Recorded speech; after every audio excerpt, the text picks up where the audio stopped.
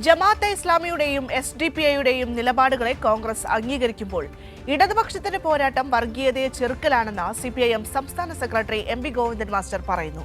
കേരളത്തിൽ ഒരു വർഗീയവാദവും അനുവദിക്കില്ലെന്നും വർഗീയതയ്ക്കെതിരെ പൊരുതുന്ന ഇടതുപക്ഷം തെരഞ്ഞെടുപ്പിൽ വലിയ വിജയം നേടുമെന്നും ഗോവിന്ദൻ മാസ്റ്റർ പറയുകയാണ്. ഇടുക്കി ജില്ലയിൽ LDFന് സമഗ്രാധിപത്യം ഉറപ്പാക്കാനുള്ള തയ്യാറെടുപ്പുമായി പ്രകടന പത്രികയുടെയും ജില്ലാ വികസന സപ്ലിമെന്റിന്റെയും പ്രകാശന കർമ്മം നിർവഹിക്കുകയായിരുന്നു അദ്ദേഹം.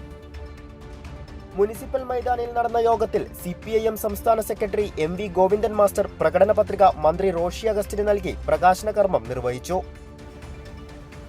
ജലസേചന വകുപ്പ് മന്ത്രി ശ്രീ റോഷി അഗസ്റ്റിനത് ഏറ്റുവാങ്ങുന്ന ചടങ്ങാണ്.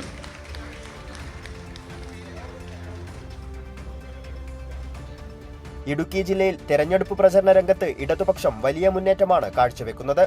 കോൺഗ്രസും മുസ്ലിം ലീഗും ജമാഅത്തെ ഇസ്ലാമിയുടെയും SDPIയുടെയും ആശയം പിന്തുടരുകയാണെന്നും വർഗീയതയ്ക്കെതിരെ പൊരുതുന്ന ഇടതുപക്ഷം തെരഞ്ഞെടുപ്പിൽ വലിയ വിജയം നേടുമെന്നും MV ഗോവിന്ദൻ മാസ്റ്റർ പറഞ്ഞു.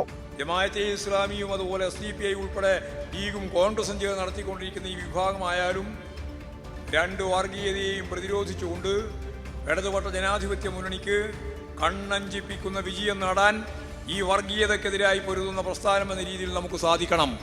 അതിദാരിദ്ര്യത്തിൽ നിന്നും മോചിതമാകുന്ന സംസ്ഥാനമായി കേരളത്തെ ഇടതുപക്ഷം അടയാളപ്പെടുത്തി കഴിഞ്ഞു. ഇന്ത്യയിലെ മറ്റൊരു സംസ്ഥാനത്തിനും പതിറ്റാണ്ടോളം കൈവരിക്കാൻ സാധിക്കാത്ത നേട്ടമാണ് ഇടതുപക്ഷ സർക്കാരിന്റെ ഭരണത്തിൽ കേരളം സ്വന്തമാക്കിയത്. കഴിഞ്ഞ തെരഞ്ഞെടുപ്പിൽ നഷ്ടപ്പെട്ട 2 നഗരസഭകളും ഭൂരിപക്ഷം പഞ്ചായത്തുകളും LDFന് നേടാൻ കഴിയുന്ന സാഹചര്യമാണ് ജില്ലയിലുള്ളത്. പരിപാടിയിൽ ജില്ലയിലെ പ്രധാന നേതാക്കൾ പങ്കെടുത്തു. കൈരളി ന്യൂസ്, ഇടുക്കി.